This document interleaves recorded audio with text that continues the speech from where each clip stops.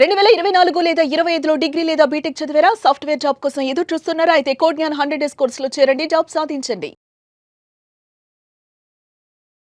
Welcome to Suman TV. నేను మీ Suman TV. Extra marital affairs వల్ల కనుక మనం చూస్తే ఎవరికైనా సరే అంటే భర్త తరపు నుంచి పిల్లలు కనుక పుడితే భర్త స్థానంలో ఉన్నటువంటి వ్యక్తి దగ్గర నుంచి వచ్చేటువంటి ఆస్తిలో పిల్లలకి హక్కు ఉంటుందా? చట్టాలు అటువంటి వాటికి ఏం చెప్తున్నాయి అనేది ఈరోజు మనతో పాటు హైకోర్టు అడ్వకేట్ అలగర్ రవీంద్రనాథ్ గారు ఉన్నారు. వారి మాట్లాడి తెలుసుకుందాం. నమస్కారం సార్. నమస్తే అండి నరేష్ గారు. చాలామంది అండి అంటే రెగ్యులర్గా మనం చూసేటువంటి వాటిల్లోనే సమాజంలో జరిగేటువంటివి మనం డిస్కస్ చేసుకుంటూ ఉంటాం. ఎక్స్ట్రా మ్యారిటల్ అఫైర్ పెట్టుకున్నటువంటి భర్త తనకు గనక వేరే వాళ్ళ ద్వారా పిల్లలు కనుక పుడితే ఆ పిల్లలకి ఇతనికి ఉండేటువంటి వాటిలో ఆస్తి హక్కు ఉంటుందా? ముందుగా ఎక్స్ట్రా మ్యారిటల్ అఫైర్స్ అన్న పదానికి నిర్వచనాన్ని మనం మాట్లాడుకోగలిగితే మీరు అడిగినటువంటి ప్రశ్నకి సమాధానం అక్కడ దొరుకుతుంది నరేష్ గారు. ఎక్స్ట్రా మ్యారిటల్ అఫైర్ ఆ సెంటెన్స్లో ఏముంది? మ్యారేజ్ కాకుండా అంటే మ్యారేజ్ చేసుకోకుండా ఒక అమ్మాయితో కలిసి ఉండడం, ఇది ఎక్స్ట్రా మ్యారిటల్ అఫైర్. లేదా మ్యారేజ్ అయి ఉంది కానీ మ్యారేజ్ విషయాన్ని దాచిపెట్టో లేదా దాచిపెట్టకుండానో వేరే మహిళతోటి కాస్త దగ్గరగా సాన్నిహిత్యాన్ని కలిగి ఉండడం, ఇది కూడా ఎక్స్ట్రా మ్యారిటల్. అంటే ఎక్స్ట్రా మ్యారిటల్ లైఫ్ అనేది రెండు రకాలుగా ఉంటుంది. మ్యారేజ్ చేసుకోకుండా పిల్లల్ని కలవడం, మ్యారేజ్ అయి ఉండి కూడా దాన్ని దాచిపెట్టి మరొక మహిళతో కలిసి ఉండడాన్ని కూడా ఎక్స్ట్రా మ్యారిటల్ లైఫ్ అంటారు. సో ఇక్కడ దీన్ని మన చట్టం అంటే మన చట్టం భాషలో లీగల్ భాషలో మాట్లాడుకుంటే లెజిటిమేట్ చిల్డ్రన్, ఇల్లిజిటిమేట్ చిల్డ్రన్ అంటాం. అంటే లెజిటిమేట్ అంటే చట్ట ప్రకారంగా ఉన్నటువంటి పిల్లలు, చట్ట ప్రకారంగా లేనటువంటి పిల్లలు అని మనకి ఇక్కడ చట్టం మన సెక్షన్స్లో రిటర్న్ చేసేటప్పుడు దీన్ని నిర్దేశిస్తుంది. ఇక్కడ లెజిటిమేట్ ఇల్లిజిటిమేట్ చిల్డ్రన్ అనే విషయాన్ని చెప్పేటప్పుడు ఎలా వస్తుందంటే పిల్లలు తప్పు చేయలే, తప్పు చేసింది ఎవరు? తల్లిదండ్రులు. అంటే తప్పని విషయాన్ని కూడా ఇక్కడ చెప్పడం తప్పు.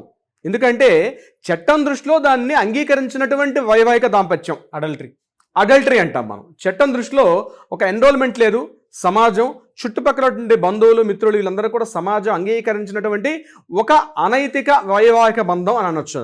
దాన్ని మనం మీరు అన్నట్టుగా ఎక్స్ట్రా మ్యారిటల్ అఫైర్స్లో పుట్టినటువంటి పిల్లలు. సో ఇక్కడ ఏం జరిగింది? పిల్లలు తప్పు చేయలేదు, తల్లిదండ్రులు సమాజానికో లేకపోతే చట్టం దృష్టిలో కోసం అనైతికంగా కలిసి ఉన్నారనే విషయంలో వస్తుంది. సో అటువంటి సందర్భాల్లో పిల్లల్ని శిక్షించాల్సిన అవసరం లేదు కదా. తల్లిదండ్రులు చేసినటువంటి ఒక అనాలోచిత నిర్ణయం వల్ల పిల్లలు పుడితే ఆ పిల్లలు లెజిటిమేటా ఇల్లిజిటిమేట్ అంటే ఆన్సర్ అక్కడే దొరికేసింది. వాళ్ళు లెజిటిమేటే. అంటే పిల్లలకి ఇక్కడ ఎక్కడ తప్పులేదు, పిల్లల భూమి మీదకి వచ్చేసారు కాబట్టి వీరిని కాదు అని చెప్పే చట్టం ఎక్కడ కూడా మనం ప్రస్తావించుకోవాలా. సో డెఫినెట్గా ఆ పిల్లలకి ఒక చట్టబద్ధత అయితే ఉంది. అంటే తండ్రి యొక్క ఆస్తిలో కానీ అదేవిధంగా తల్లి యొక్క ఆస్తిలో కూడా మనం రెండు పార్ట్స్గా విభజించి మాట్లాడుకునే ప్రయత్నం అయితే చేద్దాం.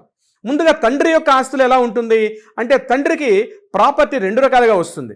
ఒకటి యాన్సెస్ట్రల్ ప్రాపర్టీ అంటాం, అంటే పూర్వీకుల యొక్క ఆస్తిని తాత ముత్తాతను చూస్తున్న ఆస్తి. అదేవిధంగా తండ్రి తన స్వార్జితంగా సంపాదించుకున్నటువంటి ఆస్తి. రెండు రకాలుగా వచ్చేటప్పుడు ముందుగా పూర్వీకుల యొక్క ఆస్తిని గురించి మనం మాట్లాడుకోగలిగితే అంటే తాతల నుంచి వస్తున్న ఆస్తి ఏదైతే ఉందో యాన్సెస్ట్రల్ ప్రాపర్టీ అంటామో అది చట్టరీత్యా ఏదైతే యాక్సెప్టెన్స్ ఇవ్వనటువంటి పిల్లలు అయితే పుట్టారో వాళ్ళకి తాతల నుంచి వారసత్వ ఆస్తిలో వాళ్ళకి చట్టబద్ధత ఉండదు. ఇది రూల్ నెంబర్ 1, అది గుర్తుపెట్టుకోవాల్సిందే.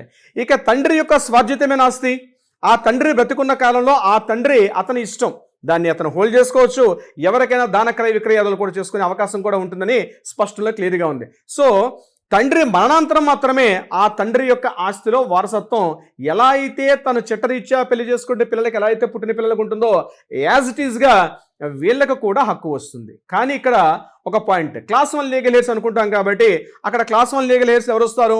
ఒకవేళ మరణించినటువంటి వ్యక్తికి ఒక తల్లి ఉంది, తల్లికి ఒక 25% వస్తుంది, భార్య ఉంది, భార్యకి 25% వస్తుంది, పిల్లలు ఉంటే పిల్లలు కూడా వస్తుంది. నేను 25% కాదు, ఎంతమంది ఉంటే అంతమందికి సమానమైన ఆస్తి హక్కులు విభజించే అవకాశం ఉంటుంది. అదేవిధంగా ఇక్కడ కూడా చట్టరీత్యా మ్యారేజ్ చేసుకున్న భార్యకు వస్తుంది తప్పించి చట్టరీత్యా పెళ్లి చేసుకునే భార్యకి మాత్రం ఉండదు.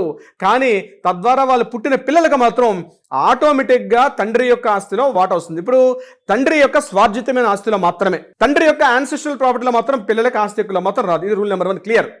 ఇది స్పష్టంగా క్లియర్గా ఉంటుంది. కేవలం ప్రాపర్టీస్ విషయం ఒకటే కాదు, అతనికి సంబంధించినటువంటి ఇతరత్ర అంటే ఎస్బీ అకౌంట్లు కానీ ఎఫ్డి అకౌంట్స్ కానీ యాస్టీస్గా ఆ పిల్లలకు కూడా లెజిటిమేట్ పిల్లలుగా పరిగణిస్తారు. కాబట్టి వాళ్ళకు ఉన్నటువంటి పిల్లలతో పాటు వీళ్ళకు కూడా వాటా వస్తుంది. ఒకవేళ ఆ పిల్లలు లేకపోయినా వీళ్ళనే యాస్టీస్గా కన్సిడర్ చేస్తుంది చట్టం ఇక్కడ. నెంబర్ 2, ఇప్పుడు తల్లికి కూడా ఇదే వర్తిస్తుంది. ఇప్పుడు తల్లికి తన పూర్వీకుల నుంచి ఆస్తి వస్తుంది, తల్లికి తను జాబ్ చేసుకోవడం లేకపోతే ఇతరత్ర ఆదాయ మార్గాల ద్వారా తను సంపాదించుకునే ఆస్తి కూడా ఉంటుంది. ఎలా అయితే తండ్రికి వర్తిస్తుందో ఇదే రూల్ అక్కడ కూడా అప్లికబుల్ అవుతుంది. తల్లికి కూడా తన పూర్వీకుల ఆస్తి నుంచి వస్తున్న ఆస్తిని తన ఎగ్జాక్ట్లీ ఈ పిల్లలకి మాత్రం వారసత్వ ఆస్తి రాదు, అక్కడతో ప్రాపర్టీ అయిపోతుంది. పిల్లలకి మాత్రం యాస్టీజ్గా వారసత్వంగా ఆ ప్రాపర్టీ ఆమె యొక్క స్వాధీనంగా సంపాదించుకున్న ఆస్తి మీద హక్కులైతే వస్తాయి. సో ఇక్కడ క్లియరెన్స్ ఉంది ఏంటంటే, చట్టబద్ధంగా ఉన్నటువంటి పిల్లలకి ఏవైతే రైట్స్ ఉంటాయో అదేవిధంగా అనైతికంగా లేకపోతే ఇల్లీగల్ అఫేర్స్ ద్వారా పుట్టిన పిల్లలకు కూడా ఆయన యొక్క స్వార్జిత ఆస్తిలో ప్రాపర్టీ రైట్స్ వస్తాయి తప్ప యాన్సిస్ట్రల్ ప్రాపర్టీలో మాత్రం రైట్స్ అనేవి ఉండవు. ఇది స్పష్టంగా చట్టంలో క్లియర్గా చెప్పడం జరిగింది Nagaraj garu. Very detail information. Thank you so much Alagar Ravindranath. Thank you so much Nagaraj గారు.